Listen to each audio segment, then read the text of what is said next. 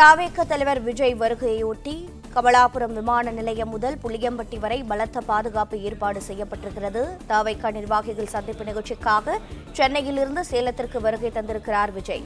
இது பற்றிய மேலும் விவரங்களை செய்தியாளர் ராஜகுமரன் வழங்கி கேட்கலாம். ராஜகுமரன், வணக்கம். பாதுகாப்பு ஏற்பாடுகள் என்னென்ன, மேலும் தகவல்களை பதிவு செய்யுங்கள். கிட்டத்தட்ட தமிழகத்தினுடைய 50 ஆண்டுகால அரசியலான திமுக, அதிமுக என்கின்ற இருதுருவ அரசியலுக்கு மத்தியிலே மும்முனை போட்டியை ஏற்படுத்தி இருக்கின்றார் தமிழக வெற்றிக்கழகம். அங்கே பார்க்கின்றோம், விஜயை நெருங்கி சென்று அவருடைய தொண்டர்கள் அந்த சுய புகைப்படம் எடுப்பதற்காக விஜயை முண்டி சென்று நெருங்கி அடிக்கக்கூடிய காட்சிகளை காணுகின்றோம். எவ்வளவோ காவல்துறை பாதுகாப்புகள் இருக்கின்றன, பாதுகாப்பு வாகனங்கள் இருக்கின்றன, தனியார் பாதுகாவலர்கள் இருக்கின்றார்கள். ஆனாலும் கூட விஜயை அவர்கள் வழக்கம் போது நெருங்கி சென்றிருக்கின்றார்கள். ஏராளமான இளைஞர்கள், தமிழக வெற்றிக் கழகத்தினுடைய துண்டணிந்த இளைஞர்கள் விஜயை நெருங்கி சென்றிருந்த அந்த காட்சியை கண்டோம். விஜய் தன்னுடைய காரினுடைய கண்ணாடியை கூட இறக்கி வைத்திருந்தார். அந்த இளைஞர்கள் வந்த பொழுது கண்ணாடியை ஏற்றினால் அது சரியா இருக்காது என்ற அடிப்படையிலே தன்னுடைய கார் கண்ணாடியை இறக்கி அவர்களுடன் விஜய் அந்த சுய புகைப்படம் எடுத்துக்கொண்ட இளைஞர்களை நோக்கி பார்த்த அந்த காட்சிகளை காண முடிந்தது. விஜய் வரக்கூடிய வழி எங்கும் அவருடைய ஆதரவாளர்கள் திரண்டு நிற்கின்றார்கள். விஜய்க்கு வரவேற்பு வழங்குவதற்காக காவல்துறை அறிவுறுத்தி இருக்கின்றது, தமிழக வெற்றிக் கழகத்தினர் அறிவுறுத்தி இருக்கின்றார்கள். வரக்கூடிய வழியிலே வண்டியை மறித்து யாரும் வரவேற்பு வழங்க வேண்டாம் என்று சொல்லப்பட்டிருக்கின்றது. அனுமதி சீட்டுடன் இருப்பவர்களுக்கு மட்டும்தான் அனுமதி என்று சொல்லப்பட்டிருக்கின்றது.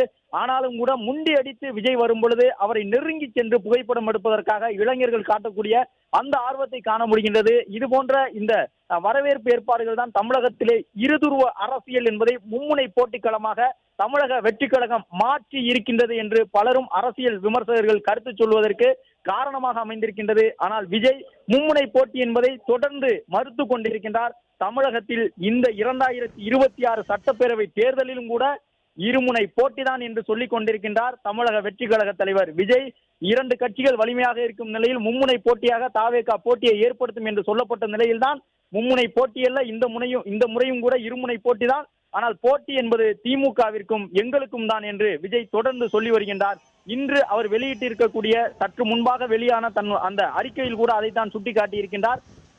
திமுக தன்னை வீழ்த்தக்கூடிய மிகப்பெரிய வலிமை வாய்ந்த மக்கள் சக்தி இருப்பதாக கருதுவது தவேகவை பார்த்துதான், அதைத்தான் உணர்ந்து கொள்ள முடிகின்றது. 13ஆம் தேதியான இன்று தன்னுடைய தேர்தல் பரப்புரை கூட்டம் நடைபெறக்கூடிய நிலையில் இன்றைய நாள் காலை பொழுதிலேயே மகளிர் உரிமை தொகையை வங்கி கணக்கிலே இருப்பு வைத்ததற்கு காரணம் அதுதான் என்று விஜய் சொல்லி இருக்கின்றார். எனவே திமுகவே நினைக்கின்றது திமுகவிற்கு சரிக்கு சமமான போட்டியாளர் தவேக தான் என்பதாக விஜய் தன்னுடைய கருத்தை பதிவிட்டிருக்கின்றார்.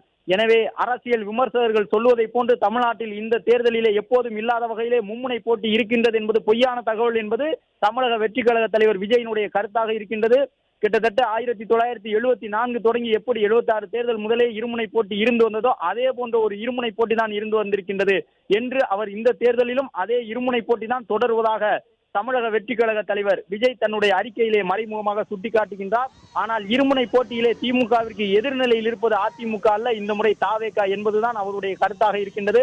அதிகபட்சம் இன்னும் 60 நாட்களிலே விஜயினுடைய நம்பிக்கை உண்மையாகுமா என்பது தெரிய வரும்.